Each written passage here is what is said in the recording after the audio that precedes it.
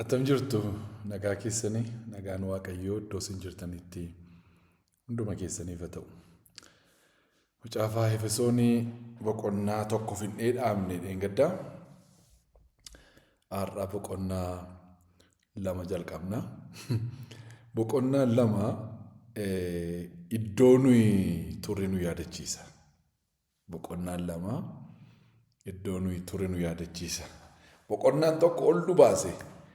Bantii waaqaa keessa nu galchee waan hafuuraa waan waaqarraatiin eebbifamuu keenya nutti hime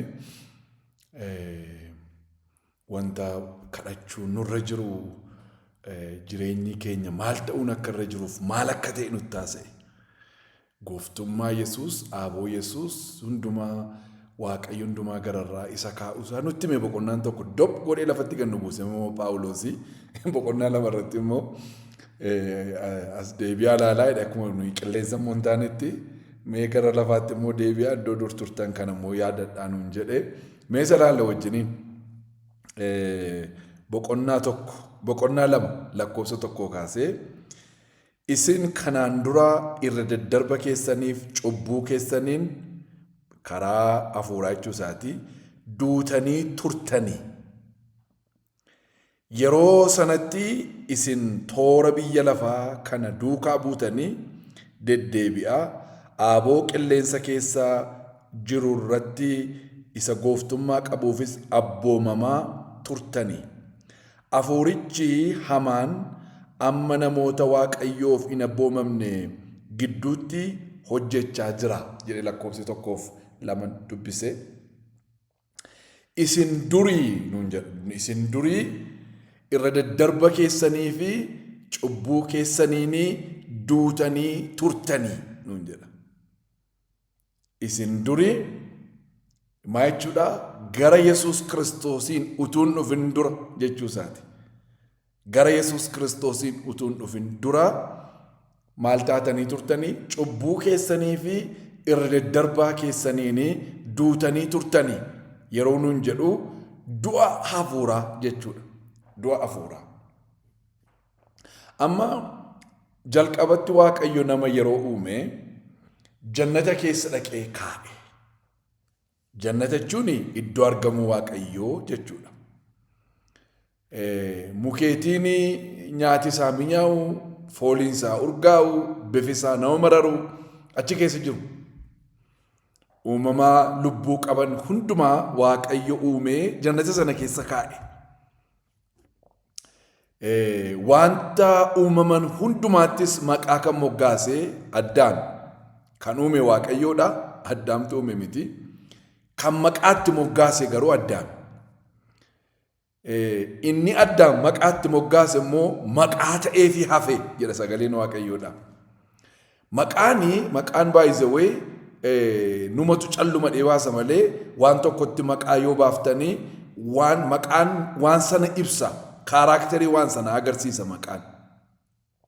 Kanaaf Addaam maqaa yeroo baasu uumama hundumaatti maqaa Addaamtu baase waan waaqayyo uume kan hundumaatti isaan kan hundumaa calluma dheebu saxxee magariitti naqe miti. Maaniree taa'een ilaalee kun leenca, taa'ee ilaalee kun waraabessa, taa'ee ilaalee kun qeerransa, taa'ee ilaalee kun mixiidha, taa'ee ilaalee kun simbira jedhee yeroo moggaasu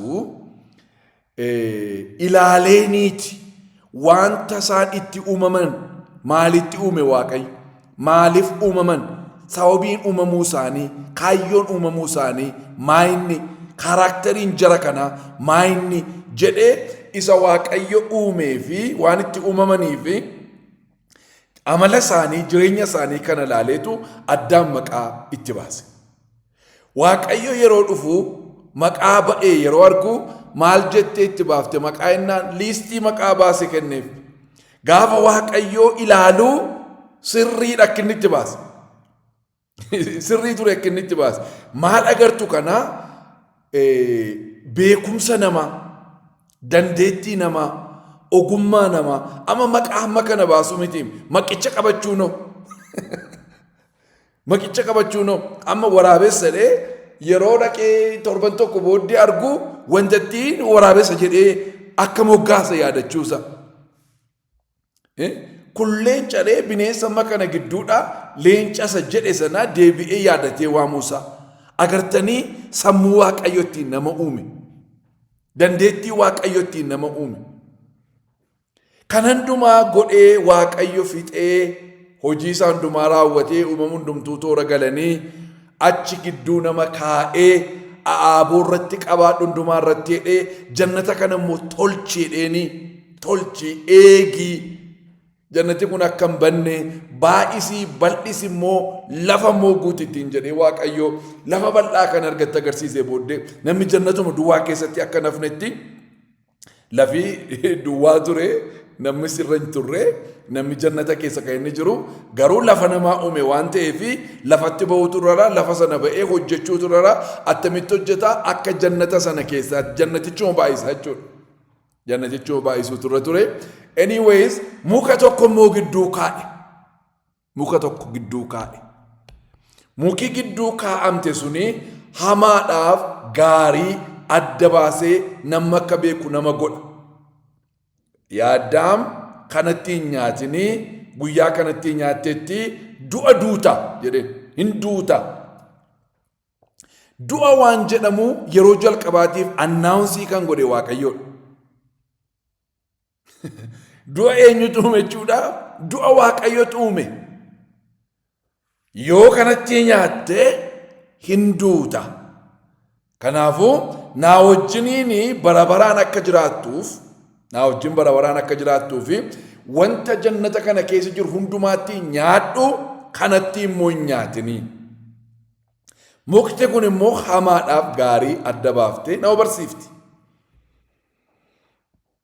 Isa booddee seexanni hin dhufee Hewaanii wajjiniin karaa bofaa Hewaanii wajjin haasa'utti ka'ee bofti hin haasofti turtee namaa fi uumamni jiran hundumtuu walii wajjin hin haasa'u turanii communication jira itti haasofte nyaachuu yoo kana nyaatte hin duutu Waaqayyo isin sobee. Garuu akka Waaqayyoodhaa taatu gaafa kanatti nyaattanii. Akka Waaqayyoo taatu jechuun in a sense Waaqayyo duwwaatu hamaaf gaarii adda baasee beeka. Addaam hin beeku. Kun hamaadha yoo ittiin hin beeku hamaa waan ta'edhamu hin beeku. Maal beeka Addaam? Waaqayyoon beeka. Addaamiif immoo maaltu waan hamaa beekaaf hamaaf gaarii kan beekuuf Waaqayyoodha. Nama tamittiin uume Waaqayyo namni isa duwwaa beekee akka jiraatuuf. Isin na duwwaa beekaa jiraadhaa ani immoo isiniin beeka. Attam diilii gaarii ture. Nuyi Waaqayyoon duwwaa beeknee jiraannaa inni immoo nuu beeka.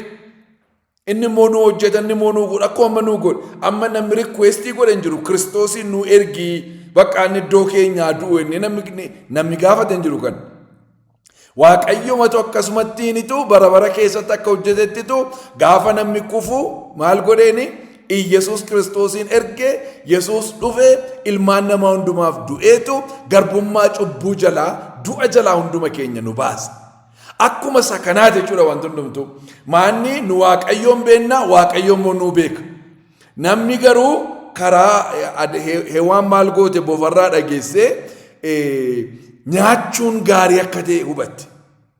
Maaliif deddeebi'ee mattima bofii suma tokkoon waan ta'e natti hin fakkaatu. Isa booddee yaadutti kaate wanti hundumtuu sammuu keessatti firoota koo kan inni dhumu. Gaafas keessa deddeebi'utti ka'u wantichi ta'eera jechuudha. Isa siree kee irrattitu yaaddetu kana makaatee raawwatta. Ciisicha kee irratti isa yaaddetu kana makaatee raawwatta. Jallinas ta'e gaarii. Hamaas ta'e gaarii, gadhees ta'e gaarii yaada keessatti dhuma wanti hundumtu. Kanaaf waa'ee mukichaa mediteetii gootee waa'ee mukichaa yaaddee ingumjaatee kuttee nyaattee abbaa manaa seetiif laattee lamaan isaanii qullaa ta'an immediately wanti ta'e maayinni lamaanuu qullaa yeroo ta'anii dhaadhuma isaanii qullaa ta'e dhanna isaanii mukbaalaan intini gochuutti kaaniiru Waaqayyos immoo gogaa horiitti uwwisee kavarii godheera qullaa isaanii. Garuu maaltu ta'e akka sanaan hin du'ani. Du'a maalii? Du'a fuuraa.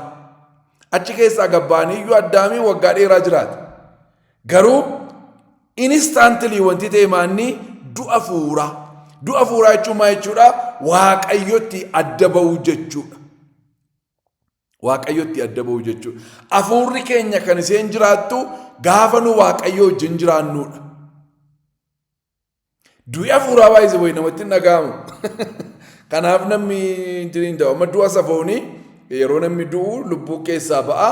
Isa booddee ollaan walitti nam'ee firri walitti nam'ee boo'a. Du'a hafuuraa namni namaa boo'u hin jiru. Abbaan ofiin boo'u du'a hafuuraa. Namni baay'een ofirratti hin beeku du'a hafuuraa. Du'a hafuuraa jechuun maal jechuudha? Waaqayyotti adda ba'u jechuudha du'a hafuuraa jechuudha. Waaqayyoo gaafa aduun qabbanaa'u waaree booddee dhufeetu Addaamitti haasa'a ture. Gaafa sana dhufee Addaam eessatti hin jiru Addaam iddoo sana. Maaliif Waaqayyoo wajjiniin walitti dhufeenyi isaa gargar cite. Waaqayyoo dura dhaabachuu dadhabe. Waaqayyoon dhaggeeffachuu dadhabe. Eessatti Addaam jennaanii anoo qullaa koo ta'eetan si dhokadhee eewu sitti mekka qullaa kee taateedheen. Isan hin nyaatin jedhee si nyaattee jennaanii iseetiin haalaatteetu nyaadhu naan jedhee na nyaachise. Sababa abaluu balleesse. Eeshi maaliif nyaattee waan ati moomaan lakkii ana miti bofa.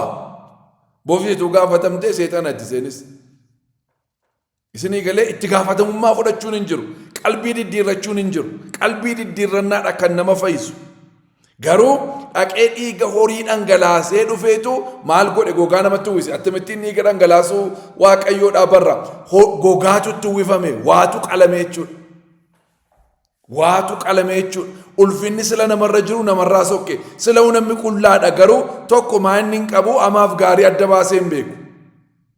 Isinii galee qullaa arguudhaafi iji namaa banamaan turre.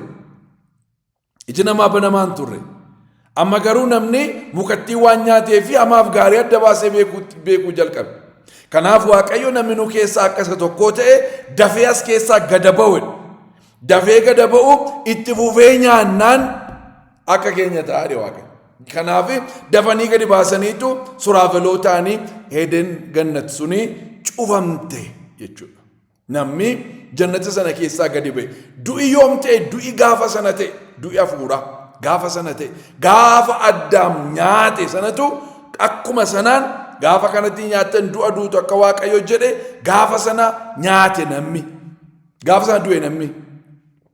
Isa booddee immoo du'i foonii itti fufee jechuudha. Namni jalqaba du'e Abeelirraa isa kaasee amma har'aatti namni darabee isaa eeggatee maal ta'aa jira? Du'aa jira. Namni garuu du'uudhaaf miti kan inni dhalate. Kanaaf nama mammaatti sammuun namaa du'an fudhan. Du'i haaraa miti. Garuu yeroo dhufu nama hundumaatiif haaraa. Namni naa irrifata. Abaluu du'e gaafatan fira isaa gaafa ta'u, abbaa manaa gaafa ta'u, haadha manaa gaafa taatu, ijoollee gaafa ta'u, warra gaafa ta'u, hiriyaa gaafa ta'u, nama sin beektan, nama sin jaallattan gaafa ta'u, hirrifata hinnaa namni akkuma waan takkaa kanaan du'a ta'ee hin beeknetti. Garuu du'i ammammaatti itti fufeema jira. Itti fufeema jira. Nama hundumaa kan wal qixxeesseedha du'i. Nama hundumaa kan mudhii hiikkachiiseedha du'i. Namni kamuu du'a ooluu hin danda'u. Namni tun du'in biyya lafaarraa fudhatame macaafa qulqulluun akka nutti himutti nama lama qofa. Nama lama qofa. Isaanirraa kan hafe namni hundumtuu du'eera. Museenuu reeffa isaatu hin argamne malee Museenuu du'eera. Namni butame garuu Eliyaasii fi Henook duwwaa. Namni du'a experience hin goone namni tun du'ini akkuma jiranitti warri butaman macaafa qulqulluun akka nutti himutti nama lama qofa. Deebi'ee dhumarratti immoo Iyesuus Kiristoos dhufee yeroo waldaa isaa fudhatu butamuun akka jiru nutti hima. Tasalonqee Phaawulos warra Tasalonqeetti butamuun waldaa kiristiyaanaa akka jiru nutti hima. Yeroo sana namoonni baay'een immoo hin butamu. Nama lama duwwaadha mammaatti kan beennu butamuun nama baay'ee du'atuun qammasiin du'atuun argin. Namoonni butaman yeroo sanatti immoo hin jiraatu. Egaa inni iddoo kanatti caafamee jiru garuu du'a foonii utuu hin taane du'a hafuuraati. Du'a hafuuraati. Isin durii cubbuu keessanii fi yakka keessaniin daddarba keessaniin maal taatanii turtanii duutanii turtanii nuun jedhu. Duunee ture jechuudha nuyi. Yoom du'aa kaaniree gaafa harka keenya ol kaafnee Yesuus Kiristoosiin gooftaa jireenya keenyaa godhannee gaafa fudhanne wanti tokko sitti dhagahamne ta'a gaafa sana. Isinii galee shirshir sin goone ta'a. Yoo sin kuffifne ta'a waa tokko sitti dhagahamne ta'a. Biyya lafaa keessaa reefu dhuftee ta'aati. Si galee waan meeqa balleessitee waan meeqa gootee dhufte ta'a. Harka kee kaaftee anarraa jalqabee Yesuus Kiristoosiin gooftaa jireenya koo godhee ofirratti moosiseera. Biyya lafaaf cubbuu ganeera. Cubbuu koof daddarbaa koo yakka koo hundumaa naa dhiisi. Maqaa koo masgaba jireenyaa irratti naa caafi. Ammucaa keen taata abbaa koo naa ta'e jettee harka kee gaafa ol kaaftee Yesuus Kiristoosiin waldaa keessatti ta'u kophaa kee gaafatii gooftaa Yesuus Kiristoosiin gooftaa jireenya kee godhattee fudhattee battala sanatti maaltu ta'e lammaffaa dhalatte ati. Maani lammaffaan sila duutee turte waan ta'eef. Karaa Addaam namni hundumtuu maal ta'e Waaqayyootti adda ba'e namni hundumtuu maal ta'e hin du'e. Yeroo Addaamii nyaate wantatti Addaam keessa turre nuyi. Yeroo Addaam cubbuu hojjete Addaam keessa turre. Namni cubbuu hojjete cubbamaa ta'e Addaam duwwaadha. Kanarraa kan hafe Addaamiif waan duwwaadha. Addaamiif waan cubbuu hojjetaniitu cubbamoota ta'an. Isaan lamaanirraa kan hafe hundumti keenya namoonni hundumtuu warri Addaamirraa argamne hundumti keenya cubbuu hojjennee cubbamoota taane utuu hin taane cubbamaa taane waan dhalanneef cubbuutti fufnee hojjenne jechuudha. Cubbamootuma taanee dhalanne nuyi. Yeruma dhalanne numaanni cubbuu taanee dhalanne. Cubbamoota taanee dhalanne. Cubbuutu hin taane cubbamoota taanee dhalanne. Diina Waaqayyoo taanee dhalanne gaafuma dhalanne. Diina Waaqayyoo taanee dhalanne. Isa booddee immoo amma namni takka yoomiyyuu kolleejjii cubbuu banee namni silxana namaa kenna hin jiru kaa. Amma akka itti cubbuu hojjetta namni namaan jedhee nama leenjise. Hin jiru. Ijoolleen gaafa maqaan soba barti. Ituma isinii galee abbaa faadha gaafa jettee waamutti kaatee isin dinqa baqa waan ijoolleedha. Soba namni barsiise hin jiru garuu isin sobdi. Isin sobdi. Akkasumatti akkuma guddataa deemaniinitu hamaaf gaarii adda baasanii beeku mukattii nyaanneerra waan ta'eef amma namni hundumtuu hamaas gaariis adda baasee beeka. Maaltu gadheedha maaltu gaariidha. Seedhu beeka. Kanaafiyyuu ijoolleen ittuma dhalatan waan ta'eef cubbuu namni isaan barsiisu hin jiru. Namni hundumtuu ofuma isaatii cubbuu hojjechuu jalqaba jechuudha. Kanaafuu hundumti keenya karaa hafuuraa hundumti keenya sanyiidhaan qomoodhaan afaaniin baraanatu hin taane hundumti dhalli namaa hundumtuu cubbuurraa kan ka'e du'aa ta'e jechuudha. Kanaafuu lammaffaa dhalachuu nama barbaachisa hafuuratti lammaffaa dhalachuu. Lammaffaa attamitti dhalata namni Yesuus Kiristoositti amanuudhaan ayyaana Waaqayyoodhaa argata. Yesuusitti amanuudhaan ayyaana Waaqayyoo argata. Kanaaf ergamaan Phaawulos maal jedha warra Efesoon kanaanii isin kanaan dura irra daddarba keessaniif cubbuu keessaniini duutanii turtanii. Yeroo sanatti isin toora biyya lafaa kanaa duukaa buutanii deddeebi'aa. Aaboo qilleensa keessa jiru irratti isa gooftummaa qabuufis abboomamaa turtanii. Hafuurichi hamaan amma namoota Waaqayyoof hin abboomamne gidduutti hojjechaa jiraa jedha. Amma kun awutomaatikaaliidha bakka nama hundumaatiif. Biyya kamiin jiraadhu, bara kamiin keessa jiraadhu eenyummaa namaati kun. Kanaaf namni cubbamaa ta'etu dhalatee isa booddee cubbuumatti fufaa nus duritu gara gooftaa Yesuus Kiristoosiin hin dhufini irra darba keenyaaf cubbuu keenyaan maal taanee turre duunee turre. Erga sayyoo booddee maaltu ta'e toora biyya lafaa kana jala buune. Toora biyya lafaa kana jala buuneetu jiraataa turre. Biyyi lafaa kun maal taate yoo ittan toorrisee attamii yoo ittanii toorrisee jal'ina cubbuu hammeenya badiisa biyyi lafaa seensi hin barsiiftu.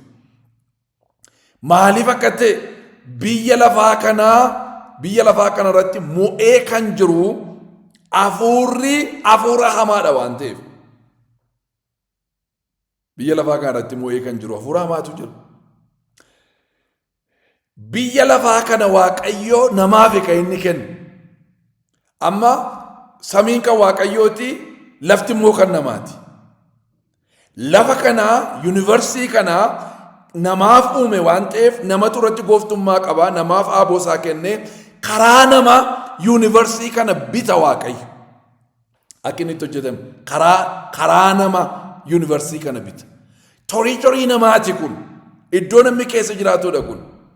Amma seexanni wanti inni barbaade Waaqa irratti sadan tokkummaa wajjin tokko ta'ee taa'u ol of qabe.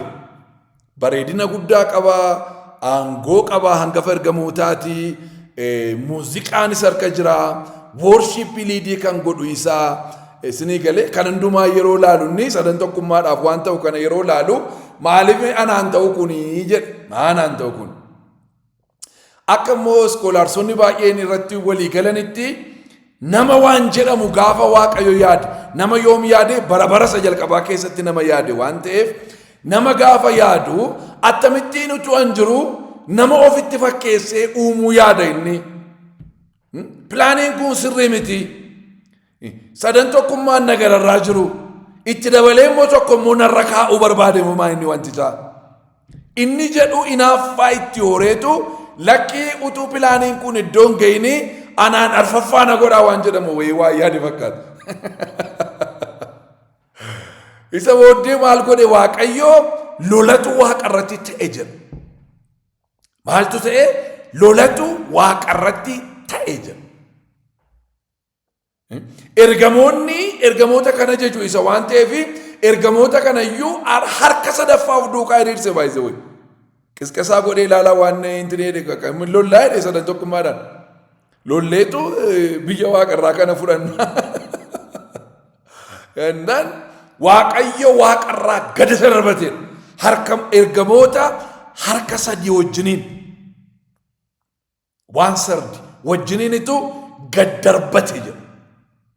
Iddoo dhabechuudha achirraa. Gaafa achirraa iddoo dhabu maal gochuudha yaanni isaa pilaambii isaa lafa fudhachuu. Lafi immoo eenyur kara namar kara eenyur kara addaamir kara. Kanaafooree nama bira dhaqeetu maaliif akka Waaqayyoon taatan isin jedhe? Waaqayyo akka isaa ta'u koo hin danda'ama. Attamitti danda'ama naani mukatti isheen jannata walakkaa kaa'e kana yoo nyaattani akka isaa taatu kanaaf hin nyaatinaa isiniin jedhe. Muka kana hundumaarraa nyaadhaa jedhee ishee tokkittii kanarraa kan inni hin nyaatinaa jedhee fi akka isaa waan taataniif. Akkeedhe Waaqayyo si gaafa namni jaratti nyaatteettu namni itti fufee nyaatee akka keenya akka hin taanetti dafaa kana kee gadi baasaa jedhee.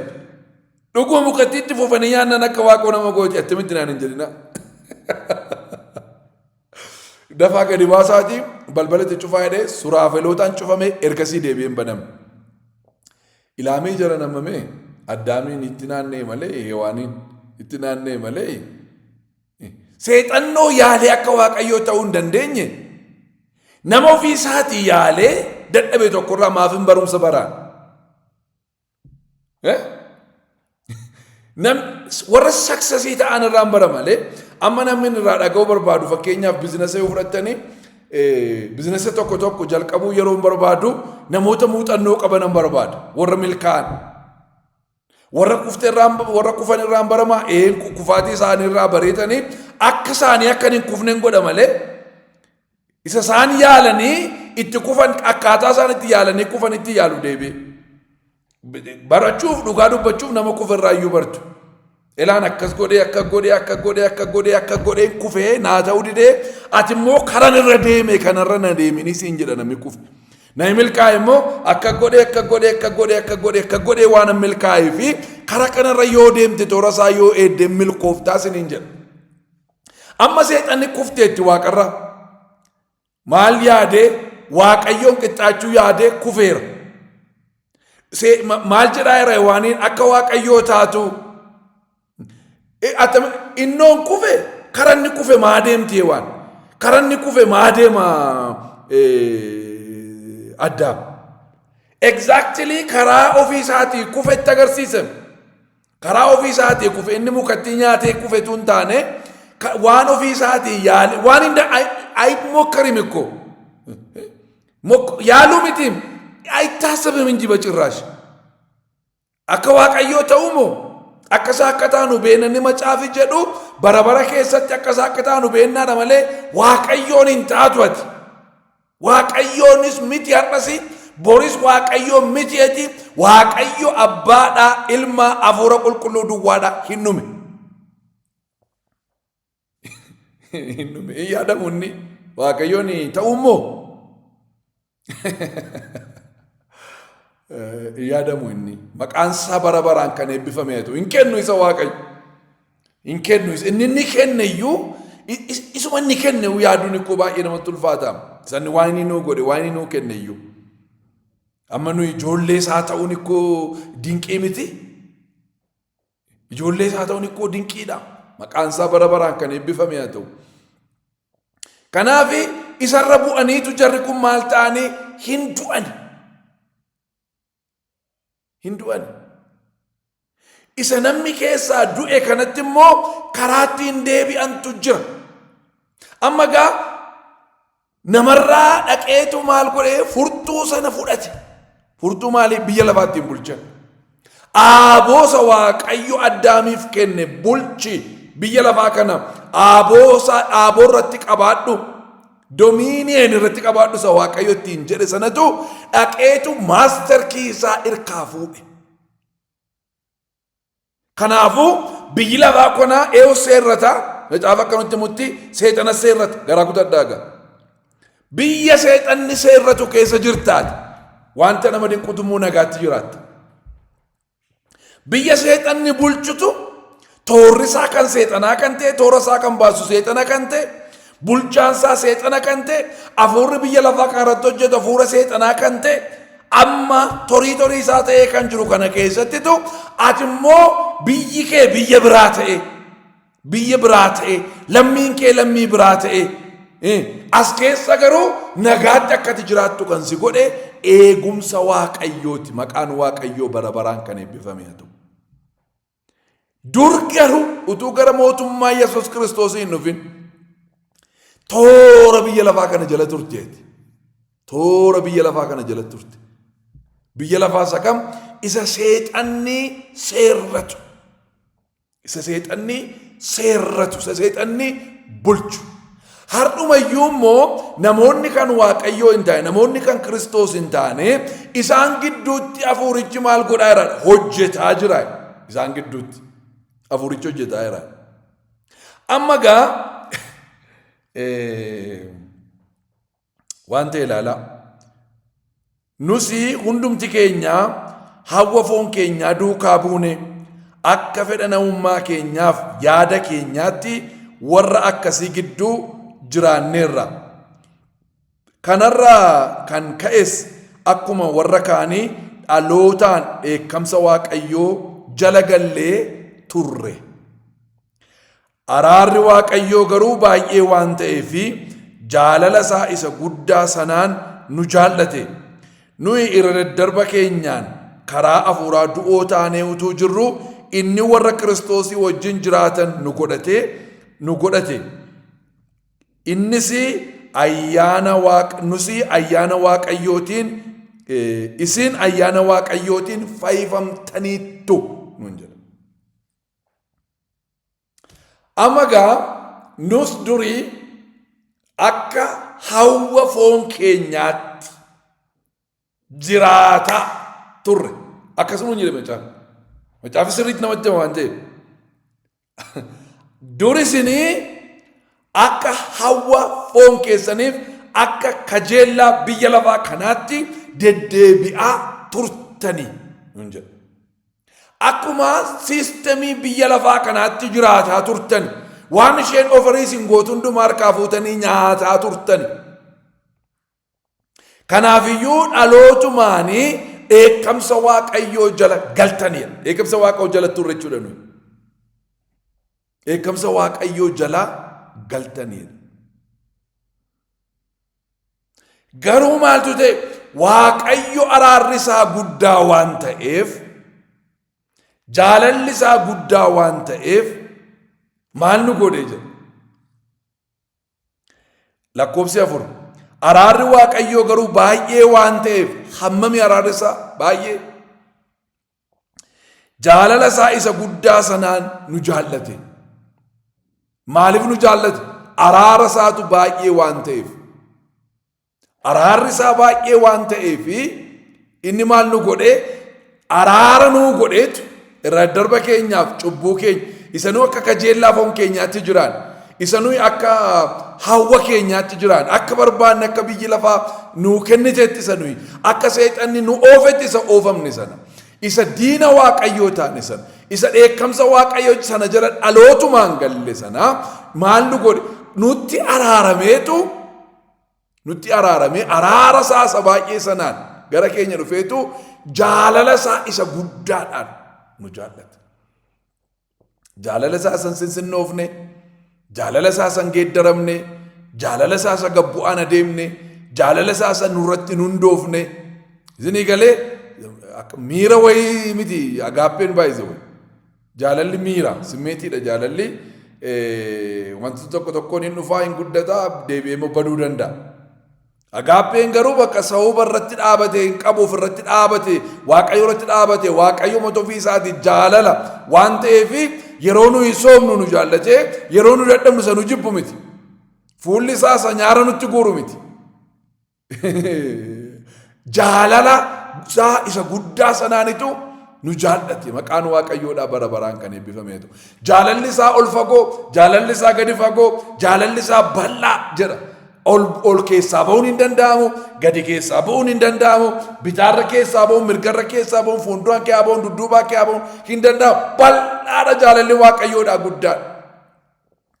Guddaadha jaalalli isaa akka macaafi qulqulluun nutti mutti. Araarri waaqayyoo garuu baay'ee waan ta'eef jaalala isaa isa guddaa sanaan nu jaallate. Nuyi irra darba keenyaan karaa hafuuraa du'oo taanee utuu jirru inni warra Kiristoosii wajjin jiraatan nu godhe. Innis inni isin ayyaana waaqayyootiin fayyifamtaniittu. Nuyi irra daddarba keenyaan karaa hafuuraa maal taanee utuu jirru? Duunee utuu jirru. Duunee utuu jirru. Inni garuu jaalala isaa isa guddaan nu jaallatee ilma isaa Yesuus Kiristoosii wajjin akka nuyi jiraannu nu godhe jira. Wajjin jiraan ilma isaa Yesuusii wajjin. Yesuusiin fudhanne. Yesuus nu keessa lixe, Yesuus keessa linne, Yesuusii wajjin jiraachuu jalqabne. Ayyaana waaqayyootiin fayyifamne. Maqaan waaqayyoodhaa bara baraan kan eebbifame haa ta'u. Attamitti ta'e kun araara waaqayyoo isa guddaadhaan. Attamitti ta'e kun jaalala waaqayyoo isa guddaadhaan. Araara waaqayyoo isa baay'ee, jaalala waaqayyoo isa guddaadhaan ati kan akkas taate. Maaliin fayyifamte? Ayyaana waaqayyootiin fayyifamte. Kana keessa deddeebinee ilaalla gara jallaattis. Kan nuyi ittiin fayyine hojii keenya isa gaariidhaan otoo hin taane. Erga dhufnee amannee booddee isa macaafi qulqulluun jedhu kan hundumaa dhageenye akka sanatti jiraanne bultiidhaan otuma fooyyaa deemnutu iddoo tokko ga'e bakka amma fayyiteetti amma jireenya bara baraatti galte nuun jedhe miti. Gaafuma amannee lammaffaa dhalachuun nuu ta'e. Dinqiin gaafa sana ta'e jiran.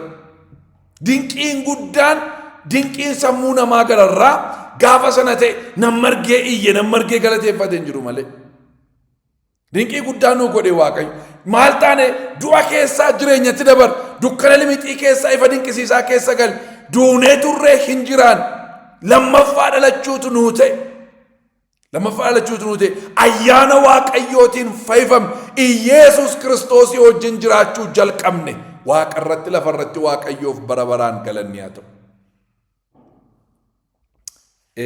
Phaawulos ilaalaa waa inni warra Qorontoosiin isa jalqabaa boqonnaa 1:26 kaase.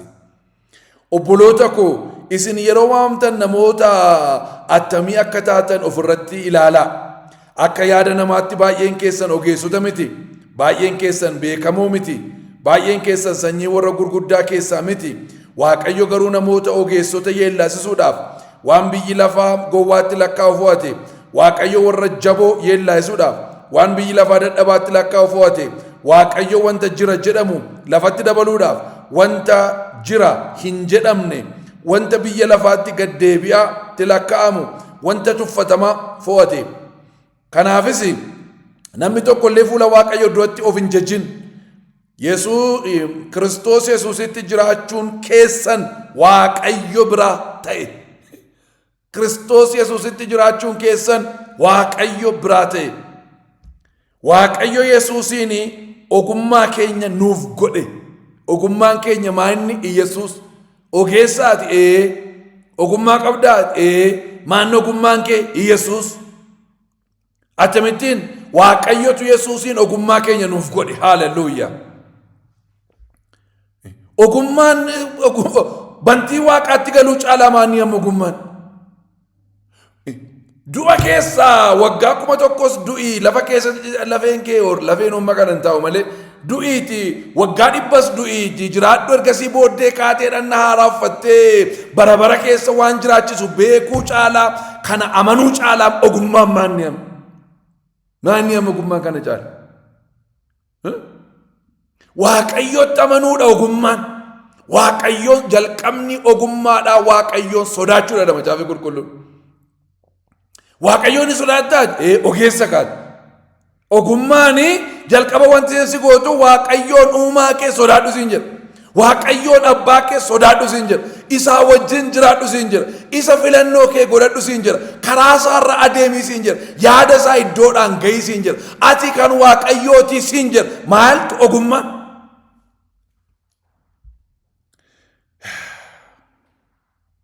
Isumaanii qajeelota taane Waaqayyoof qulqulloofne hin furamne.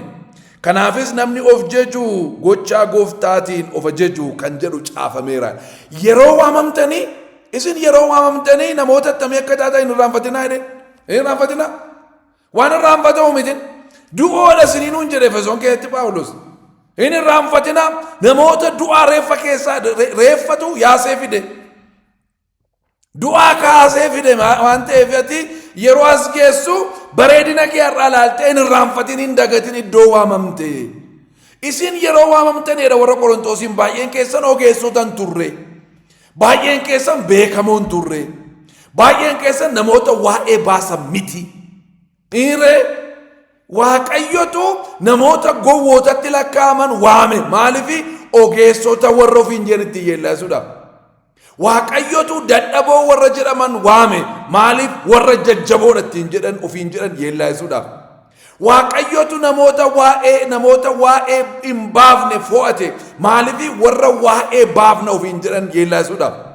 Namootatu warra tuffatamoof warra yeella'oo waame. Maaliif nu warra ulfina qabeeyyiidha namni akka keenyaa hin jiru warra jedhaman yeellaasisuudhaaf jedheetu Waaqayyo si waame malee ati ogeessa miti beekaa miti mana mootummaa keessaa dhufne jabinni kee ilaalamte hin waamamne ati iddoo waamamte hin irraanfatinaadha. Maan reennaani Waaqayyo biraa ta'e Yesuus Kiristoositti jiraachuun kee. Amma bishaalummaa keetiin hin filanne mati Yesuusi. Colluma keetiin hin filanne Yesuusi. Akka wangeellumti buf siigaleema maatamti siigala wangeelli yoo Waaqa sammuu kee bane malee bartoonni waggaa 3 ta'anii baranii ciraatti galuu fide waansa. Waan tokko galuu fide. Isa booddee maqaan isaa eebbifamu sammuu isaanii baneef jedha. Liidiyaadha qalbii ishee baneef jedha. Wangeelli Awurooppaa kan inni dhaqe Liidiyaadhaan maal ta'utti qalbii ishee banee maal ta'uuf wangeela hubattuuf. Yoo Waaqayyo qalbii kee hin banne hubachuu hin dandeessu kan saayinsii miti kun. Saayinsiin sii galuu danda'a. Baayoloojiin sii galuu danda'a. Maatsiin sii galuu danda'a. Histiriin sii galuu danda'a. Isinii galee kun sii galuu fi sammuun kee banamuutu irra jira. Eewu biraa Waaqayyo biraa hafuurri qulqulluun si barsiisuutu irra jira. Hafuura qulqulluun namaa gala wangeelli jedhan. Hafuura qulqulluudhaan. Waaqayyo biraa ta'e maaltu Yesuusitti jiraachuun keessan Waaqayyo biraa ta'e malee colluma keessaniin filattan miti isinii. Namoota smaartii waan taataniif kana bira geessan miti. Qorannoo baay'eedhaan kana bira geessan miti. Riserchii baay'eedhaan kana bira geessan miti isinii. Obboleessa koo Waaqayyo biraa ta'e Yesuusitti jiraachuun kee. Isa immoo maal godhe jira? Ogummaa nuu godhe jira. Kiristoos ogummaa keenya.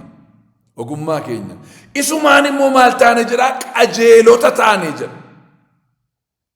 Karaa isaa qulqulloofnee furamne jira. Hojiin keenya keessan jiru jechuudha. Kanaafuu of hin jajinaa. Isin of hin jajinaa. Maal hojjettee maaliin of jajja ammati? Ayyaana si bira jiru yoo ta'e Waaqayyo sii kenne hin binne yoo gabaa baate hojjettee yoo hin arganne dafqitee yoo hin finne maa inni ittiin of jajju? Raajii dubbattu na tamitti of jajjate. Barsiisa barsiiftu na tamitti of jajjate.